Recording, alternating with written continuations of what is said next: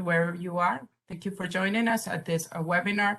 This webinar will be about the government action to reduce methane from organic waste. This webinar is being hosted by the Climate and Clean Air Coalition, and we will be we'll have a series of speakers that will tell us a little bit about what they're doing to prevent methane from organic waste. Well, jumping right into it.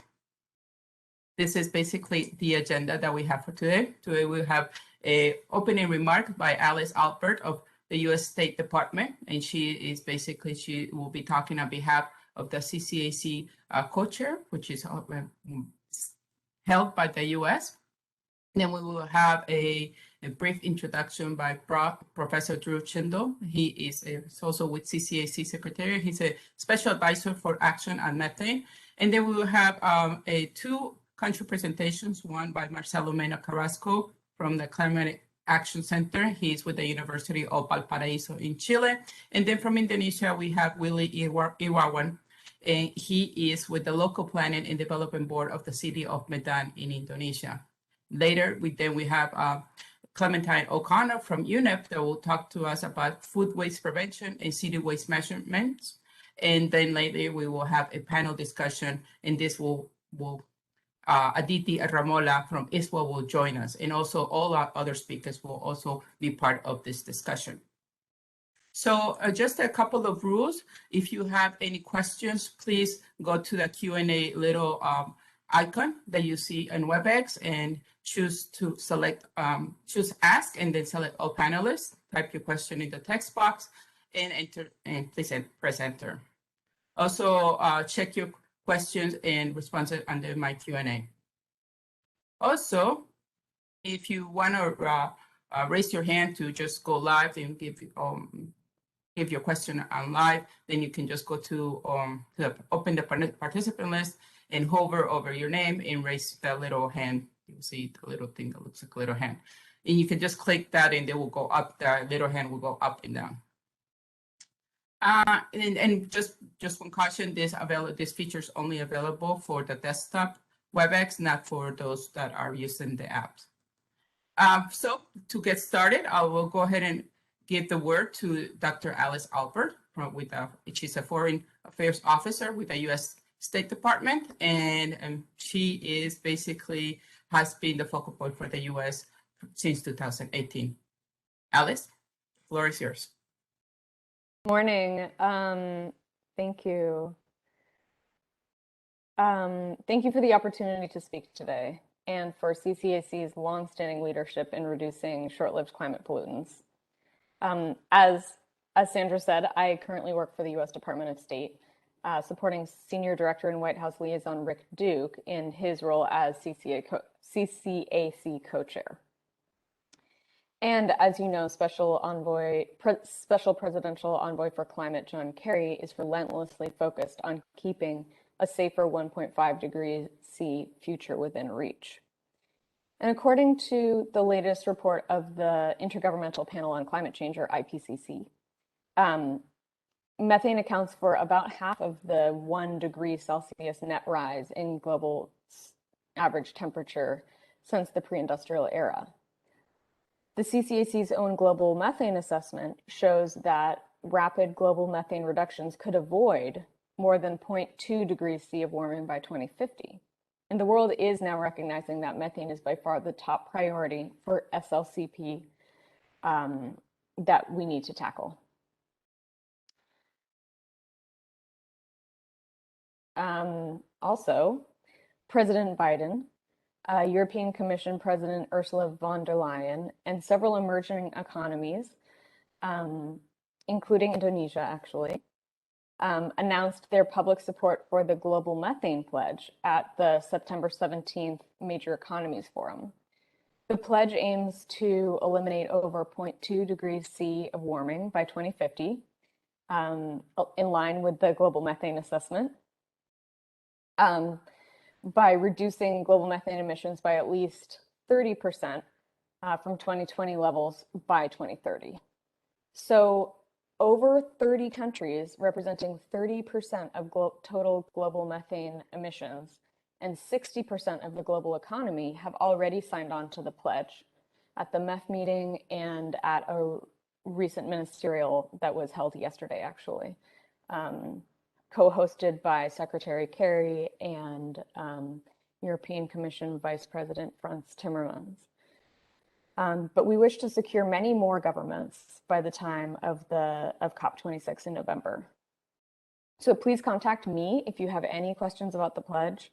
I'll drop my email address in the chat so that you can get in contact with me. And I also really want to thank the CCAC for so much supportive work on this pledge, and the CCAC will also be very important in making those reductions actually happen. So I'll move on to the actual meat of what we do in the waste sector. And collaboration through the CCAC Waste Initiative, now Hub, provides significant opportunities for greenhouse gas reductions globally and improved public health and well-being locally.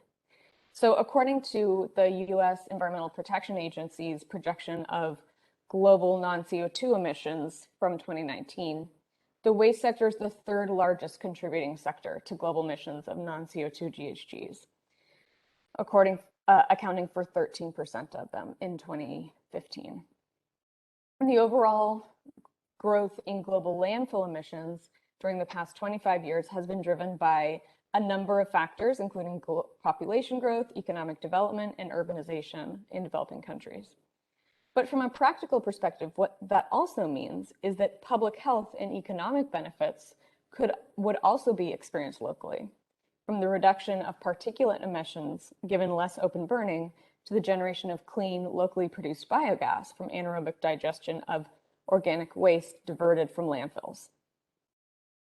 So the US EPA, or Environmental Protection Agency's Landfill Methane Outreach Program, or LMOP, has reduced methane emissions from hundreds of US landfills and avoided CO2 emissions as well.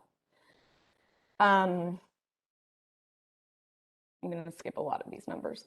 Through the LMOP, the EPA provides landfill owners and operators a suite of tools and technical resources to help them overcome the obstacles to developing energy projects.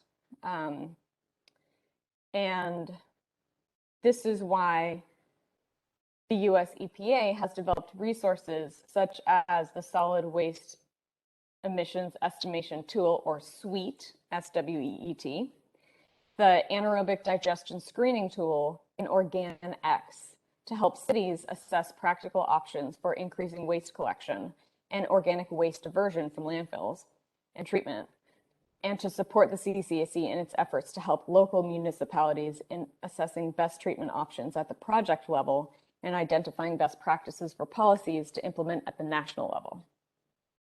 For example, in India, the Global Methane Initiative is piloting a project in Maharashtra to assess the option for use of biogas from anaerobic digestion of manure to power chillers to keep dairy products fresh until they can reach the market, both making the anaerobic digester more economical and avoiding food loss and waste. So this pilot will demonstrate how biogas from organic waste can be used sustainably to maintain cold chain.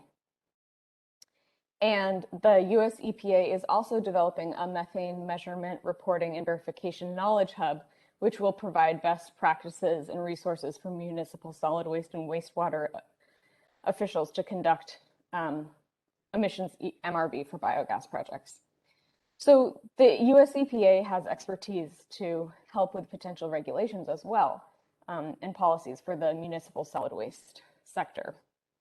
So in conclusion, the US looks forward to continuing to engage in the CCAC's Waste Hub to address these emissions, and I look forward to listening to the useful case studies that we're about to hear in this webinar.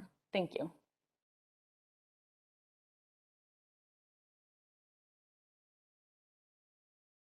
Thank you, Alice. Yeah, we really appreciate the leadership of the US in CCAC and also in the Waste Hub. So yeah, we're very happy that the US is able to participate and also while they develop so many tools that they're available for our partners. Well, let's go ahead and shift a little bit, and then now had Durochendo join us to give a brief presentation on the importance of waste in climate change mitigation. So I'll give it to Professor Durochendo, who is a CCAC Special Advisor for Action on Methane, and who is also part of the CCAC Science Advisory Panel. Drew, the floor is yours. Thank you, Sandra. I wanted to say a little bit about some of the results from the methane assessment, but Alice already covered much of this nicely, so I will keep my remarks brief. As you can see on the screen there, reducing methane emissions is something that leads to tremendous benefits, but it is not only something that we could do, but something really that we should do, because the climate damages that are accumulating so quickly and are making headlines, unfortunately, around the world, are only going to get worse over the next couple decades. And the only really powerful leverage we have over that is methane right now. We need to keep our HFCs under control. We need to target black carbon, but the strongest lever we have in the near term is methane. This goes hand in hand with targeting CO2 to avoid disastrous warming in the long term, but we really need to, because of the damages people are experiencing already, we really need to reduce damages in both the near term and the long term. And as we've heard, waste is one of the key sectors to target when it comes to methane. So this is just such an exciting time to have just seen this ministerial just yesterday, as Alice just mentioned to us, with more and more countries around the world pledging to take action to really bring us to these kind of methane reductions that the global methane assessment called for, that you can see on the screen in front of you, that we quantify the tremendous public health benefits, the agricultural benefits, the labor productivity benefits, and as well as the overall contributions from climate change writ broadly. If I could have the next slide, we looked carefully at waste within the global methane assessment, and I think a lot of the excitement right now in the wider world community has been around fossil fuels, in part because you can see those numbers on the right. That's the sector where we can cut probably the largest fraction of emissions. Within the decade, the IEA has come out and endorsed that kind of number, even a higher number for just the oil and gas sector. But we know we can make big inroads into that sector. But the others are important too. They're so important that we can't actually reach a target consistent with 1.5 degrees without getting pretty big reductions in both waste and agriculture. So here, of course, we're going to talk about waste. And one of the things that's nice is Alice was just mentioning some of the analyses from the US EPA. In the global methane assessment, we looked at several different groups' analyses of mitigation options. And one of the things I was most excited about when it came to the waste sector is how consistent they are, because they are not necessarily all that consistent in agriculture or fossil fuels. There are some large divergences in abatement potentials, depending on who does the analysis. But what you can see here is that we have a high degree of agreement on the current emissions from landfills, 64 to 71 million tons a year. Is very small uncertainty compared to many other sectors. We have an even just as high agreement on the abatement potential, around just over 30, which is a very big fraction of that 68 or 70 total million tons. The other thing that's very exciting about it is so many of them are available at low cost, with 9 to 18 estimated at negative cost. And there we start to see a bit of a divergence. And so this is one of the things that I think is particularly interesting, is that comes from how you define the revenue recovery, primarily from diversion and recycling of paper products, to a lesser extent, some of the other products that can be valuably sorted out of the waste stream. And so there's a difference in depending on what you think the usable waste, both the non-organic and the organic portion, what that can generate. If you capture gas from landfills, it depends on what you think the market price of that gas might be in the future, what the discount rates are for future benefits. So we have some divergence there, but we have unity in concluding that we can cut a very large fraction, nearly half the total emissions from the waste sector can be mitigated, and a good chunk of those can be mitigated at very, very low cost. So I'm excited to hear the rest of this webinar today, see the country presentations and the food waste presentation, and learn about not just this kind of high level, what's the big picture, but how things are actually getting done on the ground. So we're going to go straight from here, I believe, to the speakers.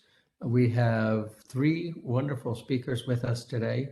I will introduce them in order or as they speak. And our first speaker today is going to be Marcelo Mena, who is the director of the Climate Action Center in the Pontifical University Católica de Valparaíso in Chile.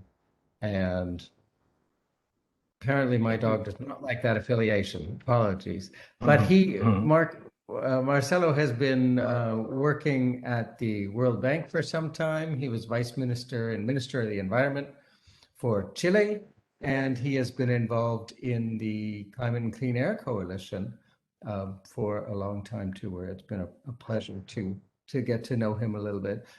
Marcelo is going to tell us today about best practices in Chile and Canada. So thank you for joining us, Marcelo, and over to you.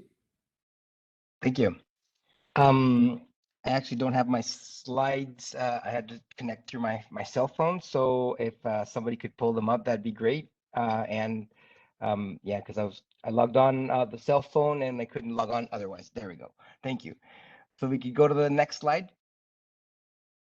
Okay, so this is I'm going to talk to you about this methane initiative that was done with a collaboration from the Chilean and Canadian government.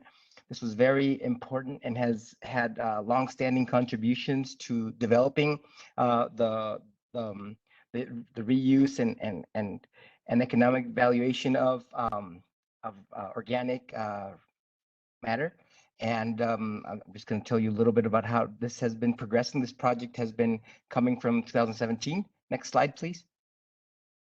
And yeah, so we collaborated with Canada for a couple of years, and we had some really good contributions, including one of my favorite is this initiative itself, and also Breathe Life, which I think is a really important project. And so Catherine McKenna, who's today the Minister of Public Works for Canada, who was my co-chair, donated in the government of Canada $7 million for methane reduction initiatives. Next slide, please. And so this has allowed us to, first off, we estimate the emissions of methane, and we have emissions inventories that have been used for our different biennial reports to the UN. And as you can see, as income has increased in Chile, the contribution for methane, our total emissions are 110 million tons. We have roughly 7 million tons of CO2 equivalent coming from methane, which is an increase according to our income and the amount of waste that we generate. Next slide, please. And so the project itself has been supporting the development of policy. And the really important policy here is first off, we have the general background of having a net zero policy by 2050, including black carbon mitigation targets, which have been supported by SNAP through CCAC, a net emission reduction of 45%. We have carbon taxes and for power generation and local emissions, including cars and diesel vehicles. And we have a coal phase-out agreement to shut down all coal power generation by 2040. And in the context of organic waste and methane, we have a new strategy that has been developed by the current government since it's been there roughly a year, which has a 30% of organic waste from domestic sources to be reduced and recovered methane capture or other value added, in which we have targets of 500,000 families composting and 500 neighborhoods composting initiatives that will actually support this in a more massive scale. Next slide, please. And so what we also have coming forward is a climate change law, which has a net zero and other mitigation targets binding. We are actually, what we need to do to make this work better is to have waste collection funding be restructured, as today we have roughly 2/3 of homes not paying for waste collection, and therefore a lot of territorial inequities exist, and therefore a lot of these issues can only occur in Santiago and other higher income communities, and we need to make the distribution of this funding more equitable. We have to, I think, in my opinion, we have to look at taxing organic waste disposal, because if it's really cheap to landfill this and there's no competition, there will be differently to set up. Well, I also think that we need to be looking into reducing waste overall and making our access to the organics easier. And one way we could do this is through this universal deposit and collection return system that will reduce these types of waste. Next slide. And so I just wanted to tell you that one of the initiatives that I think is really important, according to what's been actually going on for profit, is this fly meal project that we have in the region of Maule, in which agricultural waste and other food waste has been turned into fly meal, which is a value added protein source that could be used for the next slide, dog food. So there's really interesting projects. This is also being experimented to be used in salmon feed production. And so therefore, it's a really interesting way under which we could combine policy and added value circular economy types of products. So that'd be my presentation. And thank you very much, Drew. Thank you, Marcel. That was terrific. Interesting things. And I was interested also to note that the target for some of the organic waste was in 2040, which aligns with having much larger percentage reductions possible, perhaps in oil and gas in this decade, and waste we need to concentrate on, but it may very well be a bit slower. Thank you so much. We will come back to you in the panel discussion at the end. So we're going to move on now to Willie Irawan, who is the head of the Division for Infrastructure and Spatial Planning, and has been working in water and sanitation for more than 15 years. He was an NGO officer who worked for UNICEF, and now is a part of the Medan local government in Indonesia. So he has a lot of experience working with local community, and he's going to talk today about developing from the roots and city waste exchange program. So thank you so much for joining us, Willie, and over to you. And thank you for telling me a glance of me. Yeah. Thank you for the opportunity to Medan City to present the best practice and experience Medan City on reduce organic waste, especially at household level by empowerment program. And here is city of Medan, located in Sumatra Island, the third biggest city in Indonesia after Surabaya and Jakarta, and of course in vicinity of Malaysia and Singapore. Okay,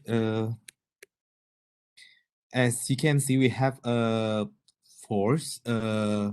The increase of population and diversity of socio-demographic background has significantly increased of the total waste, and now we are having almost 2,000 tons waste per day. Meanwhile, our final landfill site, considered as unmanaged landfill site, is almost fully occupied in the next 2 or 3 years.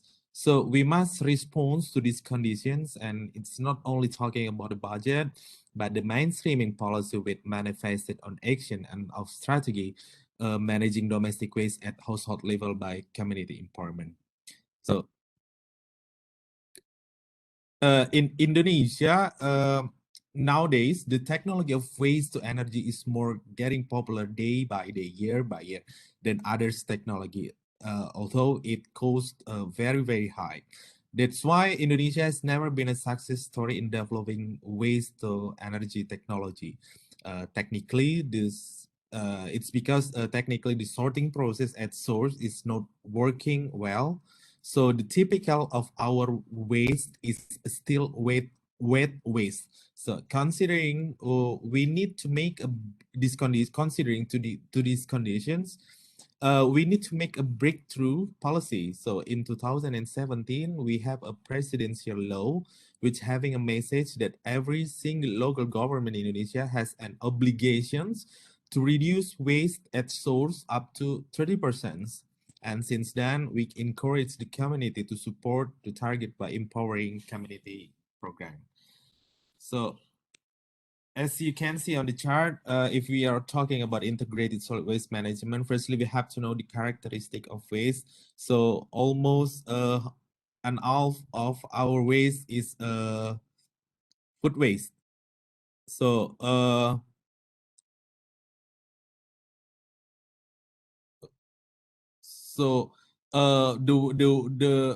Medan almost have 1,000 tons of food waste per day. So utilizing waste to energy technology with this characteristic of waste definitely work not so well.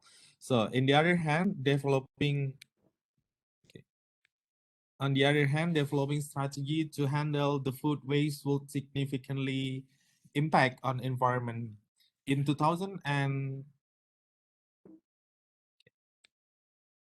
2030, we set the target Medan zero waste. Medan zero waste, which having 6 goals, and the most important goals is to develop community waste management system. As you can see on this picture, we are having a DKP. DKP is actually an agency for environmental in Medan. So we cooperate with women affiliations and organization at the community to promote 3R program. So the typical ways of like composting, waste bank, and others. Talking about composting, waste bank, and so on is very common, but now Medan have a new method on managing organic waste, and it's called as Ecoenzyme. Ecoenzyme is a term to simplify the different type of enzyme that might produce with the fermentation process. So actually there are 3 big main ingredients to process ecoenzyme. First is molasses. Molasses is actually a residue from sugar process, and 2 is organic waste from fresh fruit and vegetables, and the third ingredient is water with a ratio 1, 3, and 10. So the process is takes almost 3 months.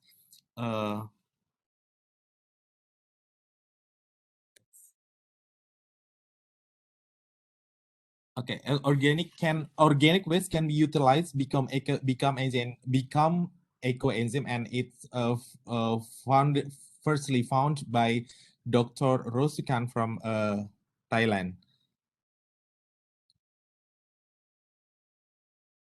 I have a fact that about 1.3 billion tons of food goes to waste annually across the world, and food waste contribute 60% to the landfill, whereas half of them were fresh fruit and vegetable. When these foods waste dumps to the landfill, decomposition happens without access to oxygen because they come in a fast amount. This creates methane as a product.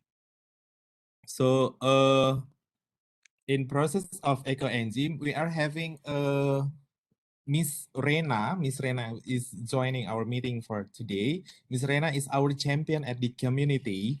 Miss Rena will empowering the women affiliation on her neighborhood and facilitating by transferring the knowledge and method to process ecoenzyme from organic waste. The benefit of ecoenzyme itself is really helpful with this, moreover, with this pandemic condition. As you can see, the benefit of ecoenzyme is for cleaner, toilet cleaner, air purifier, and so on. So based on Ibu Miss Rena experience, I summarize with lessons learned from 3 aspects. From institutional, first is institutional, that in empowering strategy, we don't need to arrange a new community. We just cooperation with the established one, and of course it's supported by regulation. On the finance aspect, I personally define the empowering community is when the community know their needs and taking responsibility with the technology and needs that they have chosen. When they can contribute either in kind or in cash, it means empowerment program is running well. So and the last is technology and environment. We don't need a difficult technology to implement. We just need a simple technology which can easily adopt and practice by community. So it's okay. It started on this small scale, but if it's significantly replicate, so it has to be a great impact on reduce organic waste. That's all. Thank you. Thank you very much, Ray. I was not familiar with the Ecoenzyme before I saw your slide, so it's good to be learning about some of these new options and to see what an enormous fraction of the waste stream in Medan is made up of food waste. That's really something. So thank you again. We'll return to all of these things when we get to the panel discussion at the end. But in the meantime, we have one more presentation, and are happy to welcome Clementine OConnor, who is the focal point for food waste and sustainable diets at UNEP. So from part of our family of UNEP hosted organizations here. She is a co-author of UNEP's Food Waste Index report, something which I think probably many of you have seen. And she has been working on this topic for at least a little more than a decade. Before she joined UNEP, she worked with the World Resources Institute and worked there on programs designed to reduce food waste with the goal of halving food waste by 2030. So there we're again seeing these ambitious near-term commitments. Very exciting to have you with us today, and over to you, Clementine. Thank you very much for the kind introduction. I'm extremely glad to be here today. In addition to the extensive opportunities to improve food waste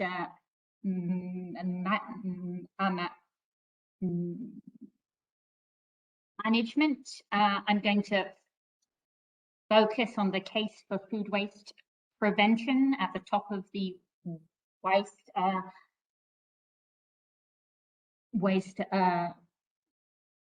hierarchy in the context of sustainable development goal 12.3. As you may know, we lose or waste about a third of the food that is produced each year. This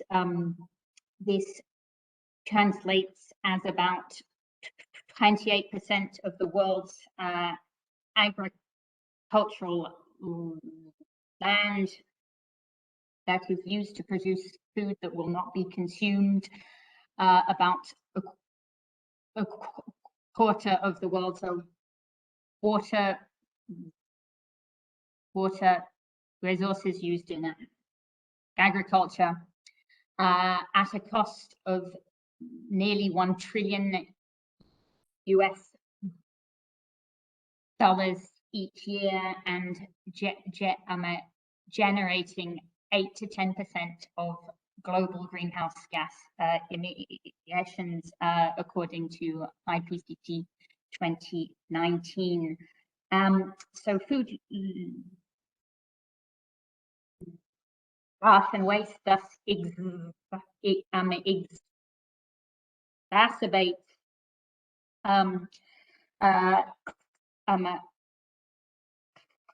climate change significantly, while climate change will have increasingly negative impacts on our ability to produce food.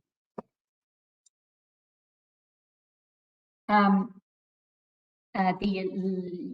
latest data, in fact, for 2020 is that we now have 811 million people who are affected by hunger, which has increased significantly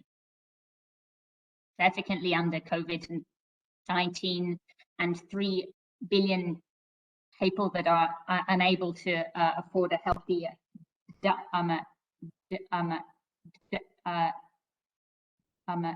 diet, with a range of benefits. Food waste prevention is a key area for COVID-19 recovery strategies.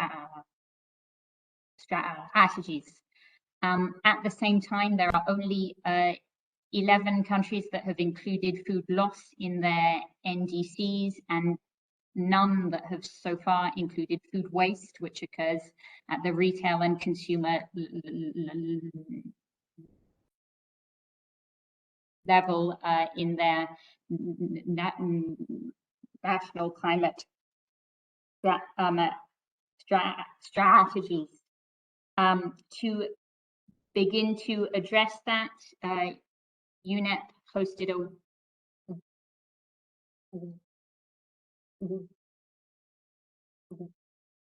webinar last week to help lower and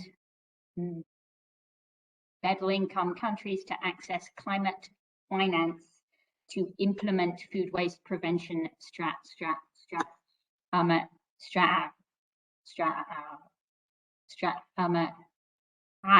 So we had interventions from the Green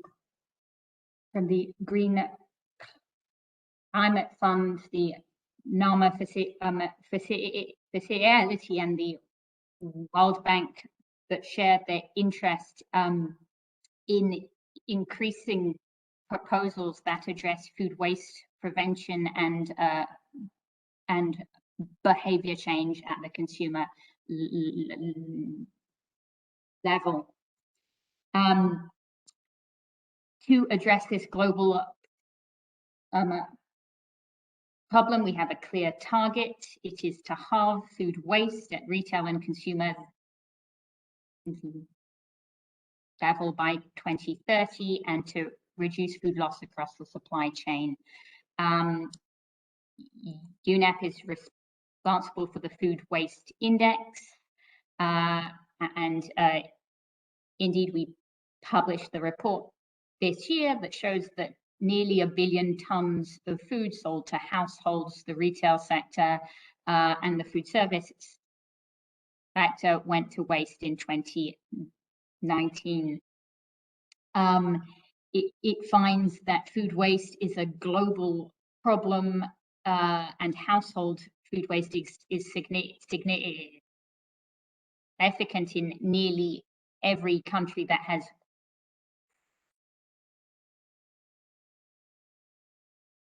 quantified it. It is not just a rich country issue, and the Food Waste Index provides a clear and common approach to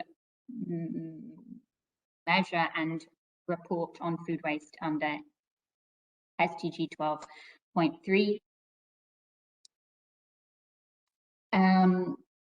As you can see here, the average food waste amounts to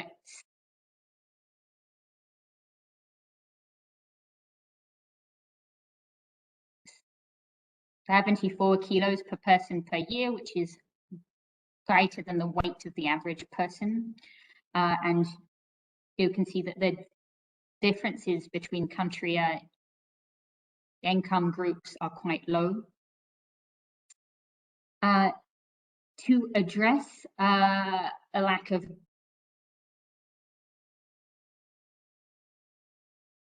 data and to support countries in measuring their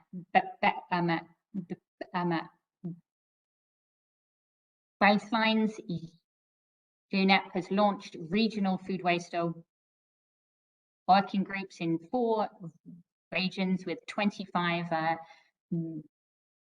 member states that we will be supporting across the course of the next year to track food waste and to put in place national food waste prevention strategies. In the context of the UN Food Systems Summit, a global coalition entitled Food is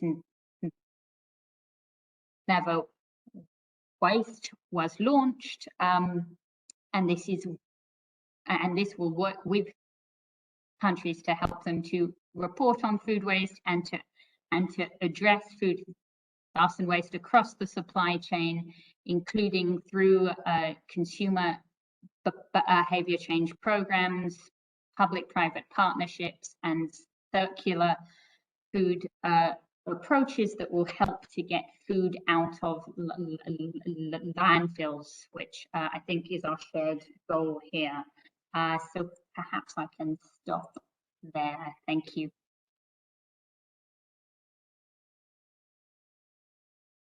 Thank you very much for that. So much information there on food waste. I'd personally forgotten what an interesting carrot was on the cover of the Food Waste Index. But I am just astonished to learn that not a single country mentions this in their NDC. I know that they tend to focus on CO2 and don't have so much about methane, but not even one to mention this is really, putting the bar quite low. So I find that this is a particularly interesting one in that food waste is sometimes in the agricultural sector and sometimes is in the waste sector, and maybe our divisions between those two are not as clear as they might be. But that is a wonderful presentation. We will, as with the others, we will come back to you, Clementine, along with the other presenters when we go to our panel discussion, which in fact, I believe is just about time to do that now, right? There we go. The next slide shows our panelists. And before we actually begin the panel discussion with all of us, I do want to introduce, we have one more guest, and that is Aditi Ramola, who is the technical director at the International Solid Waste Association, and who is going to participate in our panel. She manages international projects and partnerships with the UN, provides assistance to the Waste Association's working groups, and focuses on solid waste management and other environmental issues. She's also worked a lot on science education and was the founding member and lead of the International Solid Waste Association's Young Professionals Group. So we're very happy to have you with us today as well, Aditi. And actually, if you would like, the floor is yours to say a few words. I don't believe you have slides, but if you'd like to say a few words before we go into the panel discussions, that would be great. Thank you very much, Drew. Hello, everyone. So this is Aditi from ISWA. ISWA, or the International Solid Waste Association, is a global, independent and non-profit association. It's promoting sustainable, comprehensive and professional waste management globally. We're a member-based organization. We're open to individuals and organizations from the scientific community, public institutions and public-private companies from all over the world. And we focus on the topic of organic or bio-waste management through ISWA's working group on the biological treatment of waste. And the working group has recently published a series of reports documenting the benefits of compost and ED when applied to soils and its potential to help combat desertification. I'm really happy to be part of this session today, and I look forward to the discussions. Thank you. Back to you, Drew. Thank you, Aditi. We are happy to have you with us today too, and I think we will have an interesting discussion. We have a lot of things to talk about. So I just want to remind all of the panelists that you are able to put questions into the Q&A function as Sandra introduced right at the very beginning of the webinar. And so please feel free to, actually, we very much encourage you to put in your own questions and start a discussion. While we wait for you to type in questions, I'm happy to kick things off. And one of the things that I wanted to get kind of sound out the panelists on your thoughts was how we find a balance really between trying to reduce food waste and trying to deal with waste in the food within the waste stream, right? So we can have measures that promote sorting and recycling, composting, and that's assuming that a lot of organics are going into our waste stream, or we can try to reduce waste going into that stream in the first place.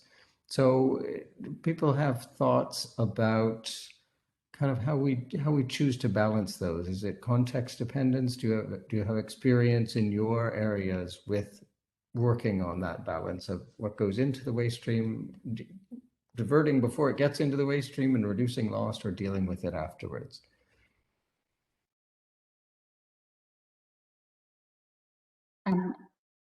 I would be glad to start on that if that would be okay. Yeah, sure.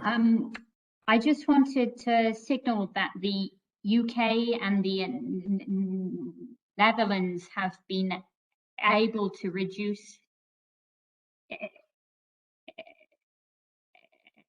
edible household food waste by 31% and 27% respectively over the last 10 years. And so I would just underline that the potential for prevention really is there. And target 12.3 is to halve food waste. The UK has recently published a pathway as part of its net zero food system approach that shows how they intend to achieve a halving of food waste by 2030. So I think that is a big part of the I think that's a big part of the picture. However, you cannot eliminate food waste completely, and therefore you need a range of approaches as part of a more circular food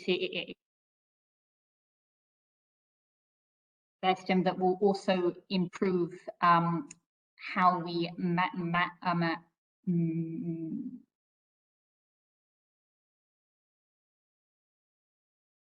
manage the food waste that cannot be prevented. Thanks. Thank you. Anyone else? We see anybody see any sort of, possibility of being somehow too successful at reducing food waste? And if you put in, a project to make ecoenzymes out of the food waste or convert landfill gas to energy, you undermine your source of feedstock? Or is that just so we're never going to get down to levels where that's actually an issue? And in the case of Chile, well, we have been recommended, and I think that's the pathway we have to do, is to reduce what we do take to landfill. Whereas developing nations usually want to get landfill and start away from the illegal dumping, right? So there's a structural issue of how we collect waste. And as I said earlier on, 2/3 of homes do not pay for waste disposal. So it's very cheap to landfill. And now we are facing a new challenge, which nobody wants a new landfill nearby. So therefore, these have been shut down, and some municipalities have to landfill very far away from their source. And that makes the economics change and a lot, and therefore the economic incentives to reduce waste are increasing substantially. So it's a de facto tax in the sense that we do not have new landfilling facilities to allow this to occur. So therefore, the economics will be benefited towards this waste reduction overall. In the long term, I believe that we have to have a segregated waste stream of food, of organics within the municipal system. But the fact that we have barely enough funding sometimes for some municipalities to even collect trash once is going to make it more difficult. So unless we do a structural redistribution of how we spend municipal waste collection, we will not be able to take those further steps. So that's why I believe maybe some of the numbers do not seem as ambitious, because there's a bigger elephant in the room is how we fund waste collection overall that has not been addressed yet. And I'm pretty sure that a lot of developing countries have the same challenge. Thank you, Marcelo. Drew, Yes. I'd just like to add something from what Clementine said and then what Marcelo said as well. In her presentation, Clementine mentioned prevention would be the most efficient in terms of the waste hierarchy to deal with food waste, because it's about limiting food waste in the front end, while other categories, when you talk about reduction, when you talk about recycling, they are looking at something that's already been produced. As the impact of food production on natural resources is the most enormous, and it increases as the food progresses on the value chain. So in terms of, she said a range of approaches, I think prevention would be key. Because, for example, if you look at supply demand balance at the front end, it basically means that you're not using the natural resources to produce the food in the first place. And then, of course, as Marcelo also mentioned, reuse, recycle, and landfilling, it all comes in steps. And segregated waste streams is the best way to go, because you get the most nutrient benefit out of the compost, out of any products that you produce. But of course, collection is a big issue across the world. So when you talk about separate waste streams, I mean, there isn't enough budget in municipalities to even do collection once. That's why you have these open dump sites all over. So we're still a far way to go, but I think we're moving in the right direction. So just to answer you, of course, it's context dependent, but I think starting with prevention is key. Thank you, Aditi. So we're hearing some about the, kind of the bigger structural issues of Chile not having landfill sites available, which changes the economics of waste collection from municipalities going from open dumps to actually managing the system. Could we talk a little bit about getting down to more the individual behavioral level and maybe what kind of experiences we have? And that applies to either getting people to change their own personal behavior to reduce food waste, or to change their own personal behavior to sort their waste stream and allow a lot of the kind of control measures that we talk about.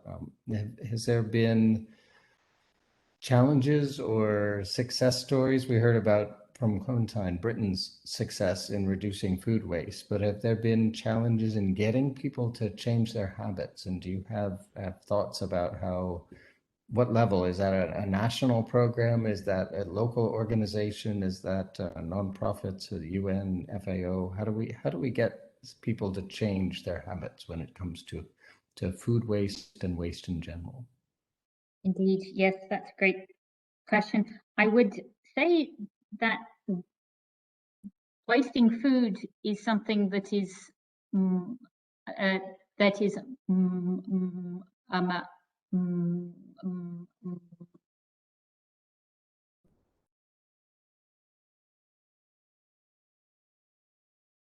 morally abhorrent anywhere. In every culture, no one wants to waste food. The initial issue was that people weren't aware of the fact that they wasted food, and I think that this awareness is beginning to change. Once you reach a level of understanding of the topic, behavioral science points us to specific interventions that are easy to put in place at home, that don't require a lot of time or investment,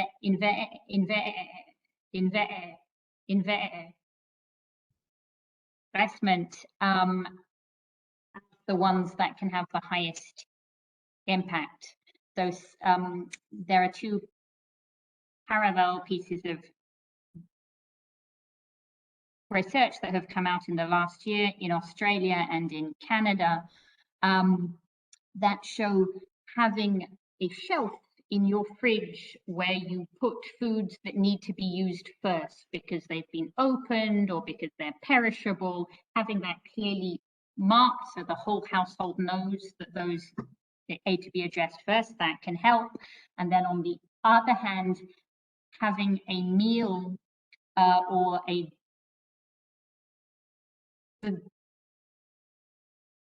day agreed each week where your objective is to use up the remaining contents of your fridge rather than to buy new food. That has been shown to be quite effective. Another approach, which is very different to that, was taken by the Republic of Korea, where they put in place a pay-as-you-throw system for food waste with an RFID tag, where each household weighs and pays for the quantity of food waste produced, which has had an outcome of 95% food waste recycling rate. So that is practically all now being captured, but it goes hand in hand with the food waste prevention approach, because when you're paying for food that you paid to purchase and you're paying to dispose of, it incentivizes you to reduce that food waste too at home.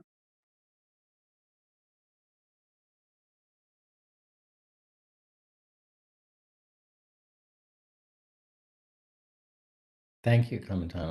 I might have to try this the refrigerator shelf scheme at home if I can persuade my kids to go along with organizing the fridge in a reasonable way. Others have thoughts about changing habits. Really? I will add something. Yeah, as I mentioned, the existence of I call it as a champion in a community who's taking a role of as an agent of change that continuously campaign or socialize the new perspective on managing waste. And on Ecoenzyme case, Miss Rena is a champion who's continuously transfer her knowledge to it could be a local organization, it could be individual, and on my case, Miss Rena is one of a campaign who continuously campaign, transfer her knowledge to community, and of course she's indeed as a facilitator who choose a persuasive method to change the habit, and it's proved a success at the community level. Thank you. Yeah, these are very encouraging to hear examples of both research studies that show what works and on the ground efforts that that are showing success, right? They seem to indeed require very hands-on, active participation of the folks that are involved. So I thought maybe I would follow up on that topic a little bit of having successes in the waste sector. So far, I would say, at least from the most recent scientific estimates I've seen, that the waste sector emissions are so far not really going down worldwide. We're not on a path to that kind of 30-ish% reduction we'd like to see by the end of the decade to be consistent with 1.5 degrees. So we have some idea of what works. Given the kind of things Alice Alpert mentioned at the beginning, that there's this momentum around the world, and 30 countries have signed on to the US-EU, which is another almost 30 countries. So we have at least 60 countries saying, hey, we're going to do something really major about methane. What kind of things are really ready to be scaled up broadly in your experience? Maybe that's the kind of thing, Aditi, maybe we want to start with you there, being in the International Solid Waste Association. If say countries said, okay, we're ready, what do we do in the waste sector to meet our pledge, this new global methane pledge that we're signing on to? What can we do? Do we have to find lots of champions and work in every small individual sector? Can we bring in regulations from elsewhere? What are the rapid wins that we would recommend to countries? Right. So as Clementine mentioned already, no country has actually mentioned food waste so far in their NDC.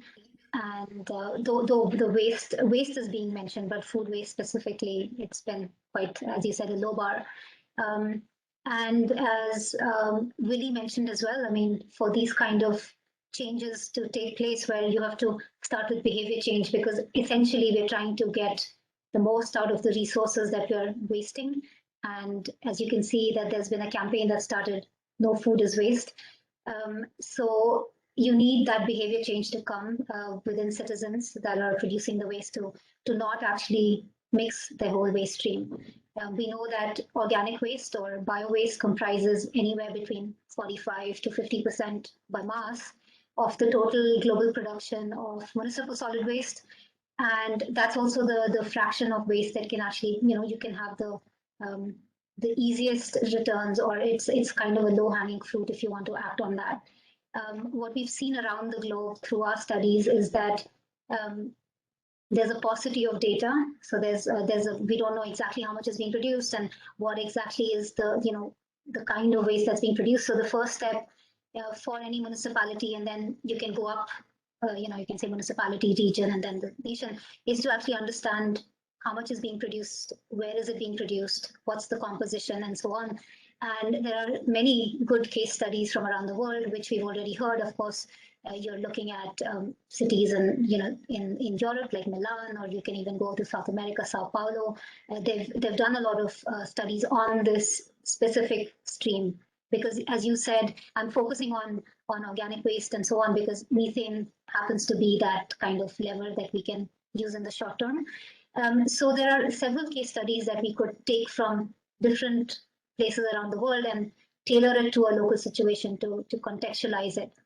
And it's also, as I said, important to see where can that collected waste actually go, where is the right place for it to get disposed, because as Marcelo mentioned as well, is that municipalities currently lack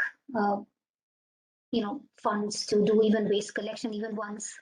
And so there's a series of steps that municipalities and governments can take, including, of course, going top down with their regulation and the laws and so on, and then taking those laws at the national level, making them bylaws at the city level, at the municipality level.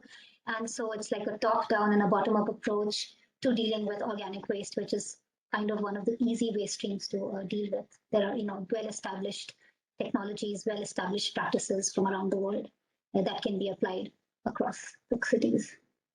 Thank you. Thank you, Aditi. Anybody else want to chime in before Okay, so just one comment, Drew. Sure.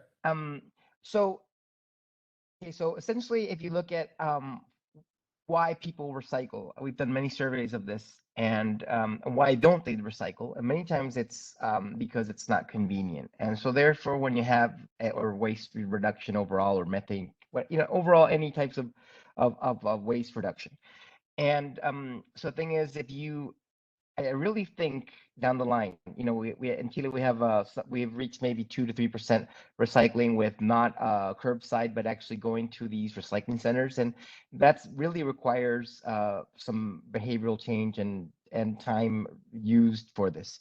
And if you expect people to do this at home, having home, there will be a niche for some people that would want to do this, but really you have to make it automatic if you want it to be massive. And so that's why segregated waste is so important, because we need behavioral change, but it's not gonna. But if we really depend on it for this to occur, we shouldn't really depend on it, because it's not going to really happen unless we make it easy. So the segregated waste stream, making it automatic, just to choose one of the deposits, is probably the most easy, most efficient, massive way to have this be to occur. And otherwise, it's just not going to happen at the scale that we really require. That's my point of view overall. So if anything, that I were to do this again, I would actually be looking into the segregated waste, doubled, two trucks coming, one for organic waste, one for trash, one for recyclables, and that's probably the most efficient way. Maybe I'm wrong, but that's what I feel after seeing the limitations in the surveys that we've seen already globally and in Chile. Thank you. Perhaps just to add to that, that there are a few examples of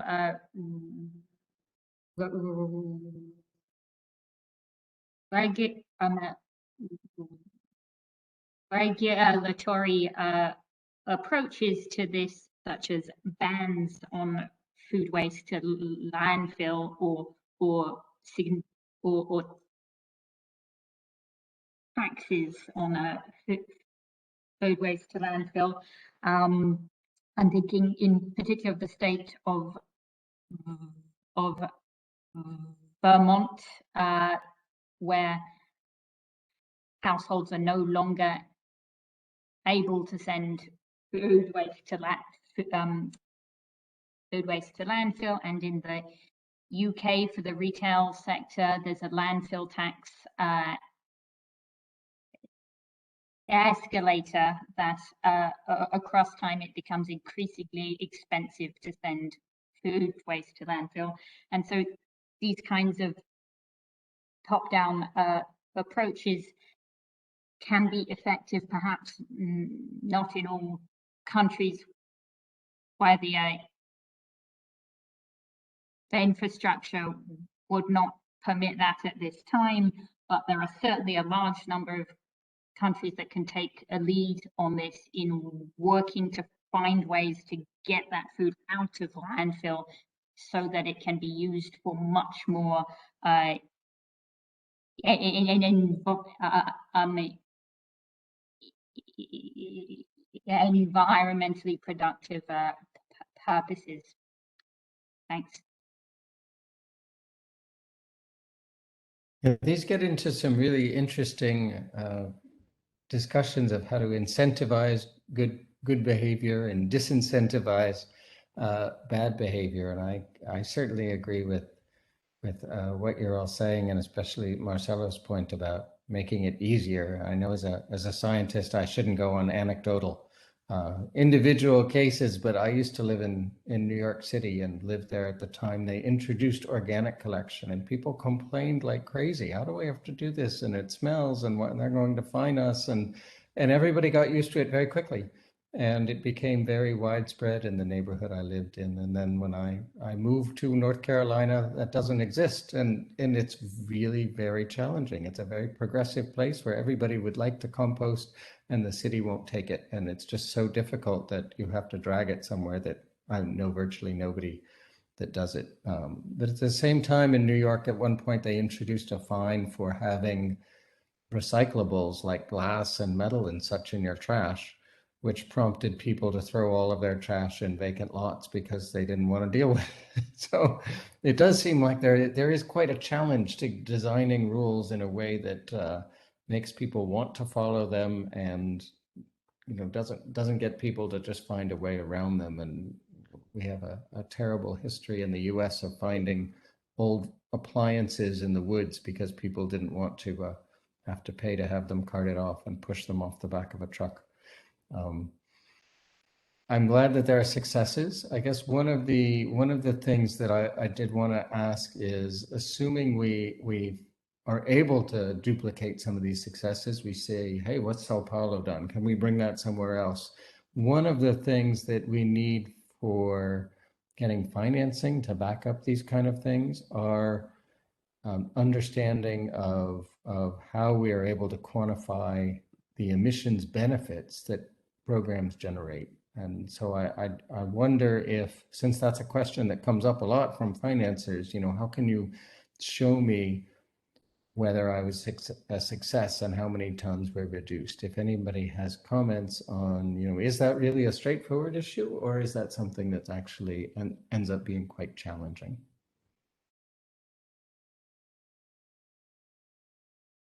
Has anybody done that already, perhaps? I took part in the FAO food wastage footprint in 2013, which was a global environmental assessment of the climate, land, water, and biodiversity impacts of food loss and waste. It can be done. It certainly isn't straightforward.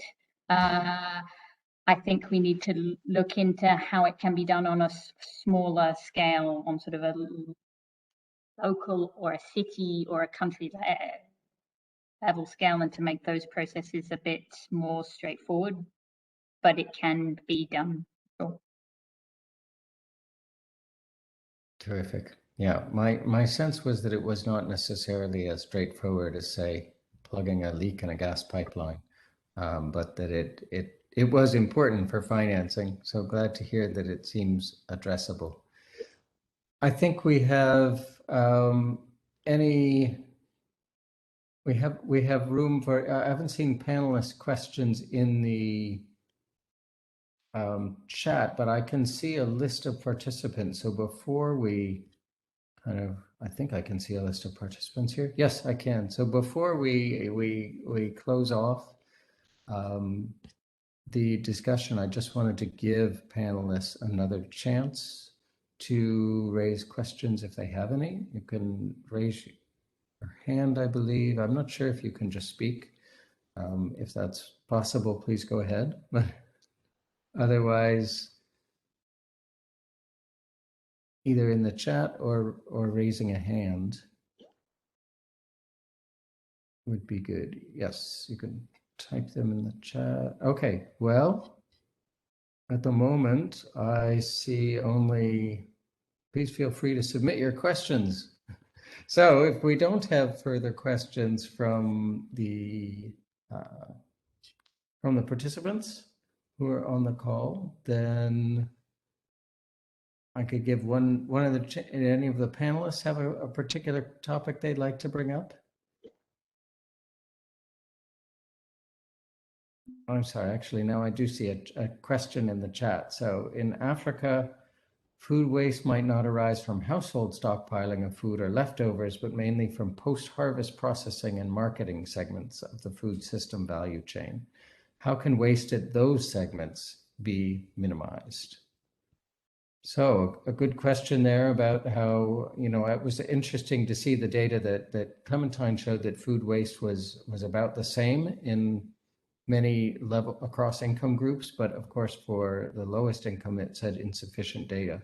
And so Alice Kautia has put in here that food waste in Africa where, of course, there are some very low-income countries might arise from post-harvest processing and marketing rather than down at the consumer level. Any thoughts from our panelists on how waste and loss in those segments of the food chain can be minimized? I would be glad to have a stab at that.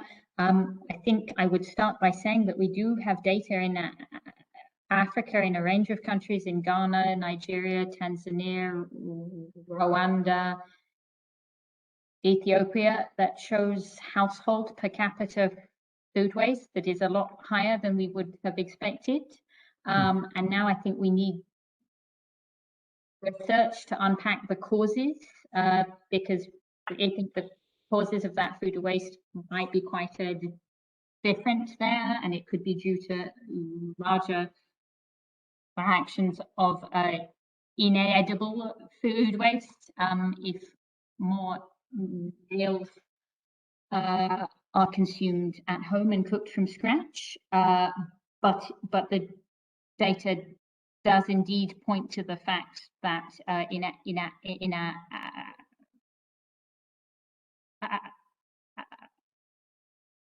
Africa, household food waste is something that deserves more attention. In terms of reducing supply chain food loss, I think that we could start by pointing to the opportunities to improve sustainable cold chain infrastructure there, as one approach that could have a significant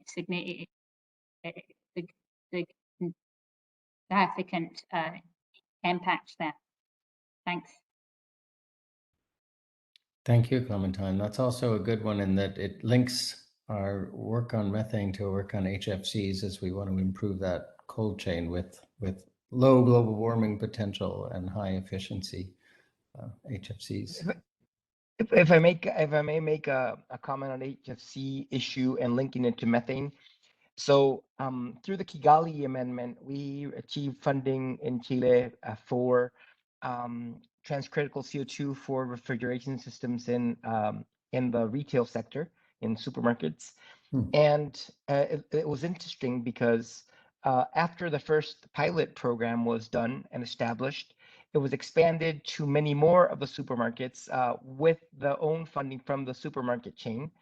And it was interesting because they did it because they reduced food waste. Because when you were doing these new refrigeration systems with new qualified technicians with better maintenance strategies, food waste was actually reduced. Hopefully, NRDC started a study on this, but they didn't conclude it in the end because they just didn't have time. But that's a story that was told to me, and I thought it was really interesting because it really makes you think outside the box, and that you could actually link HFC reduction, have higher efficiency, more quality, operationally, sound refrigeration that actually could reduce food waste, and that mattered to reducing loss because of the fact that the refrigerators were online more frequently. I think that's really cool thing to think about. That's a great example, Marcelo. Thank you. I wasn't familiar with that. So there are definitely some clear links here between these two short-lived climate pollutants. There's a comment in the chat as well that in Kenya, market waste is the greatest contributor of organic waste. So certainly that seems to go back to Alice's comment that it's consumer behavior is one thing and very important, and proper labeling and the refrigerator and knowing what the involving women, especially in countries where women make the bulk of the food purchasing and food preparation decisions, in this understanding food spoilage and how much smaller portions, etc. I think all those things are definitely important, but it's also, yes, these upstream and the shops and the markets and the cold chain and from the producers. So that's good to hear that. We have one more topic, totally different topic, but another interesting one, not so much about waste, but once stuff is in the landfills, Sarah Smith has written that several US states are looking at emissions-based performance standards for landfills, but monitoring and data is lacking. Are any of the panelists familiar with this area, and do you have any suggestions of experts to help overcome the barriers? So really the question is just about, is there a way to tell when we put in better regulations on our landfills and we're using, waste to energy and such, can we really see what the performance is with local on-site data?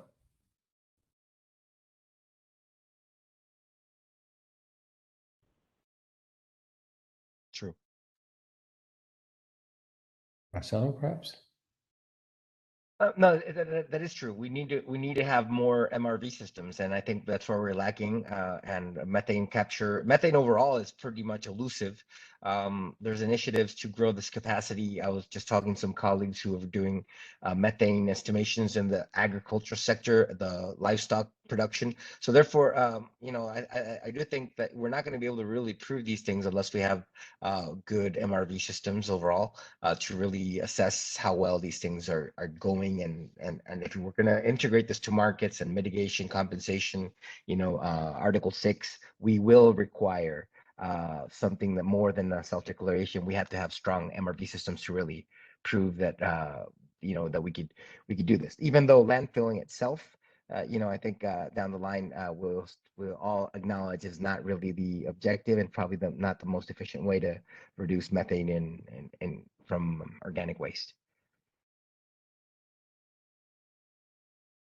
Yeah, the other bit, Sarah, that I am familiar with is I think today even there's an announcement from the Carbon Mapper Group in the US that they gotten a bunch of money from Bloomberg Philanthropies to accelerate their aircraft campaigns. And so that's a nice way in US states at least to fly over the landfills and really get very detailed data, but it's expensive and requires instrumentation and planes, and so we are still in need of more low cost ways to deploy more monitors around the world, especially in areas that are not going to have overflight soon. And the satellite constellations that are coming soon will help, but still you can only see the very largest landfills. So I think you flagged a good issue.